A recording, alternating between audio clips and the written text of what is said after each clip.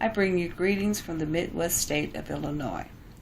My name is Gwendolyn Dew, and I'm the proud mother of Tyrone Dew.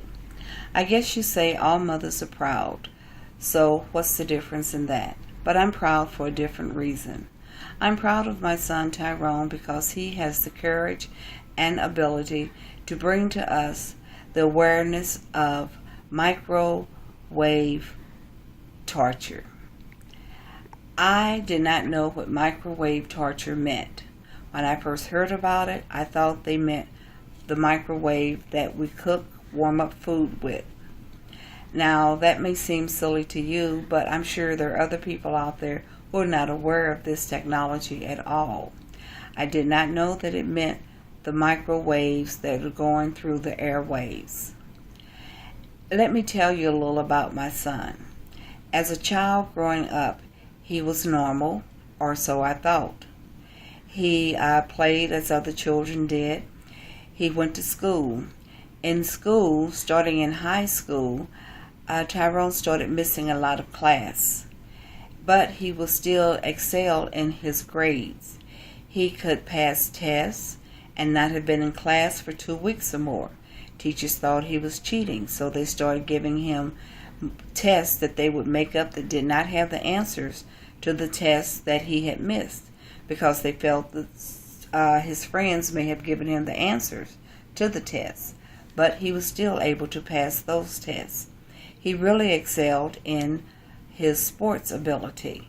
No matter if it was football, field and track, or whatever, he excelled in all of it. In junior high school, he was recruited by the high school coaches to work out so that when he got to high school, he would be ready. We got calls from sportscasters wanting interviews with him. He was recruited by colleges and universities. He went to visit some of them, and his future seemed very bright, not only academically, but also for the sports. But then all of a sudden it seemed like Tyrone just didn't care. He did not want to be interviewed. He did not want me bragging on him. I was saving all the newspaper clippings about him.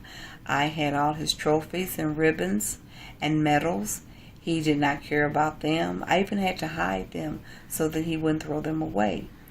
As he got older and explained to me about this microwave torture, I didn't know that he was being tortured and told what he could and could not do. Had he told me this when he was in high school and everything, I would have taken him straight to the children's hospital and had him analyzed by a psychiatrist. I found out later that he could be sitting outside and the voices could tell him that someone was coming around the corner, a friend, and he'd look up and there the friend would come. Or a red car was going to turn the corner, and he'd look up and there was the red car. All of this was going on in his mind as a young child. As a grown-up with this, he faced it, but he didn't talk about it to anyone. But he was able to become a great entrepreneur. He developed businesses. He had great business skills, could talk with people about business opportunities and do investments and make lots of money. He made more money in his early 20s than a lot of people have made in their lifetime upon retirement. He met a very nice young lady.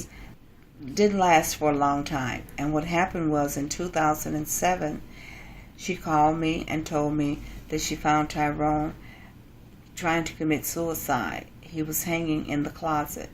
She had to call for assistance for this. And of course, he was committed to the psychiatric ward of the hospital that they took him to. This upset her very much. She became frightened of him. This is when he started talking about, that I first remember him talking about the voices in these people. He started then calling and telling me, don't leave the house, close the windows and all this kind of stuff. Please don't go out. This young lady left, and Tyrone then heard the voices telling him that she was in this limousine, that they had taken her away. So he took his car and rammed it into the limousine and they said that this was assaulting the driver of the limo. He was arrested for that, incarcerated, and what I'm trying to say is that he had, during all this time, we would consider someone like this crazy. But he was being tortured with these voices telling him his hygiene was bad. He didn't get, and even in high school, as I said, coming up, he kept himself together. He was never dirty, never without a haircut, anything like that. And during this period of time, he just did not care. And the voices got so bad that all he could do was try to do anything to get the pain away from him. But fortunately, I don't know, I attribute it to my praying a lot. He did not believe in that, but I attribute it to a lot of prayer on my part that he was able to overcome some of this.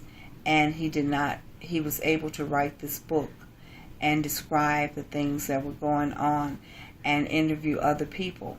And when I read his book, I began to understand it more. And then he showed me this news report that was in California where they were interviewed other people who had experienced this. When the young man at the Naval Yard did the shooting there, my heart went out to his family, his mother, because I know that people are probably saying, and she probably felt that her son had a mental illness that she knew nothing about, and probably wondered where did she go wrong in raising him and everything. I called the local news stations in my area and tried to tell them about my son's book and about what was going on and about microwave torture. None of them returned my phone call. My point of trying to get it out there was that I wanted this mother to know that no matter what you did, your son was going through something that was not explainable right then and there, that none of us would understand. And I wanted people to know that it was not the microwave that we cook with and all of that it is through the airwaves there we're doing this, and that it is explained to me by someone who's been through it, my son himself, that it is pure torture, the way that they work in your brain.